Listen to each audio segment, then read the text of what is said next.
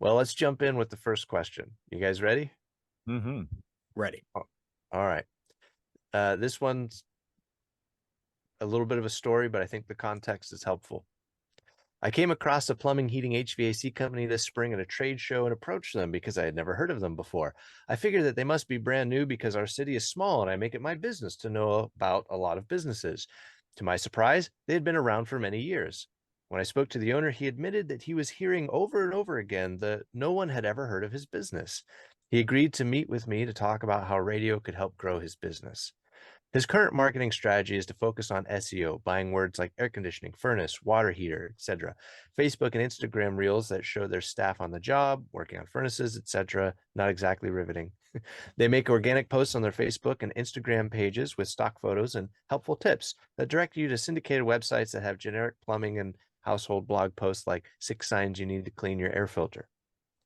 What he likes about the online advertising is that he can measure it and he can turn it up or down depending on the weather, cash flow, or how many appointments he is in a week. He has a digital guy that is always tinkering with it, almost like a day trader. His advertising budget for this fluctuates between 2,000 to 5,000 per month. When I explained to the business owner that he needs to focus on building a brand in the market, the digital guy switches up his online strategy and declares, "You can absolutely brand online." When I suggest that perhaps his videos are not attention grabbing enough and don't build his brand, the digital guy convinces the client that he just needs to use a better camera. This business has an obvious brand awareness issue. How can I make the business owner see that the money that he's spending online is like yelling into the void if he has zero brand awareness in the market? Christine. So, Mm. if I could um, condense this question to its bare minimum essence, it's I am arguing with the digital guy. How do I convince the business owner to go to radio? Does that seem fair? Yeah, close enough. Feel free to augment it. Well, we're Um, just start establishing a brand. Yeah. Well, yeah, I mean the premise it sounds like Christine is coming from is that brand is either more important or more powerful or more critical than online advertising. To the point even that I would suggest she's kind of suggesting that a business can't survive without brand, which is evidently not true because this business has been around for many years. So I think what Christina's found is what I think of as kind of the Wizard Academy, Wizard of Ads unicorn client who has grown the business very well. They are profitable. They are spending on marketing, but they haven't made that big step up into brand yet. So, but on the flip side, she seems very sure that she has the answer, and she needs to, as she said, and you make the business owner see that the money he's spending is like shouting into the void. Well, is it? Because he believes that he can dial that up and down as needed. And that's a pretty neat feature that brand doesn't have. So what I would suggest, Christine, is that you can't make anybody think anything, but you can entice them. You can paint a sparkly picture of your world and say, hey, do you like this sparkly picture? I could show you how to get here. Do you like this sparkly picture? I could show you how to walk down this path. And I would recommend some of the videos by Johnny Molson, who's been pulling all that data from Les Binet and how to blend. Because the truth is, small businesses can't afford brand. Every small business that doesn't start with a bankroll doesn't start with brand, and so they have to make this transition at some point on weaning off of, but not eliminating, but weaning off of this transactional purchasing of attention to developing relational attention. How am I doing so far? Somebody chime in.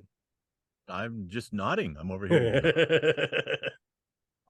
Something that occurred to me is it's really interesting too that like this is a home services company, right? Mm-hmm. And some of the big players in home services, as far as like getting leads and things like Angie's List, guess where they advertise? Mass Oh. media, Oh, because I've they heard need the them on the name, radio.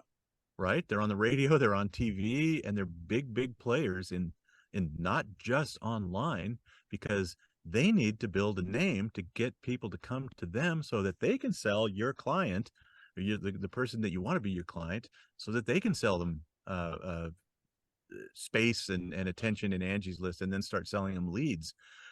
So yeah, I mean, we beat that horse all the time. Being the brand that people think of and feel best about when they need it is money well spent. If you can get into mass media, you do it so that that becomes the norm, and that client is man, they're duking it out in the trenches with all the other HVAC companies and plumbing companies that nobody's ever heard of. And waiting for that zero moment of truth. When it comes down to search, it's like, I search, I open 3 tabs, I glance, and somebody gets it.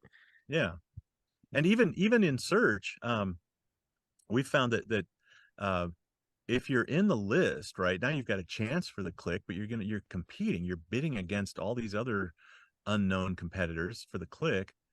But if you have in some way established your brand and there are people in your market that know who you are, you're at least the name that they recognize in the list of advertisers, and you've got a much better chance. So, and at a fundamental human level, familiarity is fondness. Yeah. No matter how much you think you hate something, wait until go abroad for 6 months and then see a Coke logo, and you're like, oh, home. I don't even like Coke,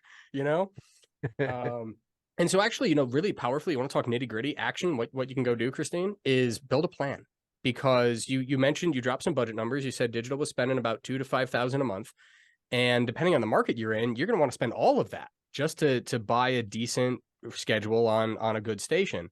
But of course, if you were to if the client were to do that, just turn off their digital, put the entire budget into radio, you're going to cause a major hiccup in the operations, because brand takes a while to spool up and is not going to just start turning on leads the way digital does.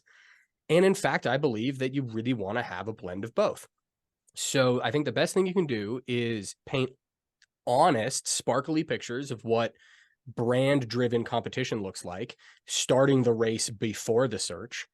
And then how do you incrementally shift some budget over, show some success, earn the credibility with the business owner, and then eventually end up at, what Les put out as a 60-40 brand to sales activation balance. The other, just one last thing. Yeah. It's make sure that if you get the business owner to do that, you get the digital person to actually start a campaign to buy the name, right? Yes. You need to be bidding on the name of this unknown service provider.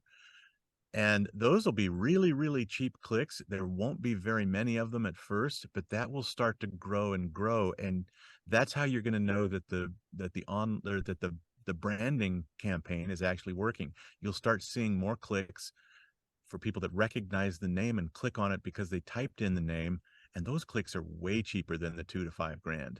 Yeah, Dave, that is brilliant, because what's going to happen here is if you do spin up brand and you don't get the digital guy on the same table, he's going to start trying to take credit for it, because not only are the branded search terms, make sure the business owner knows that we have predicted. Here's the so-called trap that we're going to set for this weasel. And hey, I like him. He's my weasel. Is yes, when you run a brand campaign across the board, your cost per click is going to start going down. And especially your branded search is going to go up in volume and down in cost. So if you can predict the future and say, hey, we're going to do this thing, and then this is what the digital guy is going to come and go, hey, look at this, we're getting way cheaper. We only spent $1,500 for all the same stuff. And you're like, I know, we did that by priming the pump. Yep. Groovy. Couple of awesome. Probably not the camera. It's probably not the camera. It's probably not the camera. You know what? I can say with some authority, it's not the camera. So here's I'm going to throw in a couple of points, and let's start with the landscape, and I'm going to ask questions, and I'm hesitant, Christine, to ask these questions because you are an intelligent person. You know what you're doing. You recognize the situation, and you've probably already asked these questions. In the off chance that you haven't, I'm going to ask them. If what you do, if you get the owner to agree to your plan and it works, can the owner actually handle the increase in business? Are you setting yourself up for long-term success? So I would start with, is he happy with the amount of business he has, or does he actually want to grow it? He recognizes he's now been aware because of this trade show that people don't actually know who he is. So is he interested for the vanity side because that seems like something people should know who he is? Or is he interested because he actually wants to grow his business? If he's happy where he's at, bringing him a mass influx of customers is not actually going to make him happy. I know that sounds crazy, but No, it's a headache. yeah, Oh it's a no, headache. You're going to make problems for him. too much work is a problem. Yeah. So ascertain that if you haven't already. Does he actually want to grow, or does he just like the idea of being more famous? If he only likes the idea of being more famous, you can make him a little more famous for $500 a month that he can just add instead of taking away the digital side. So just make sure it's a client that's worth your long-term success, because I know you care. Obviously you care. You're spending your time trying to help educate him and you want him to be successful. Does he want to be successful? Is this somebody Well, you want to have that relationship with? Let's also accept that his definition of successful might be different than ours.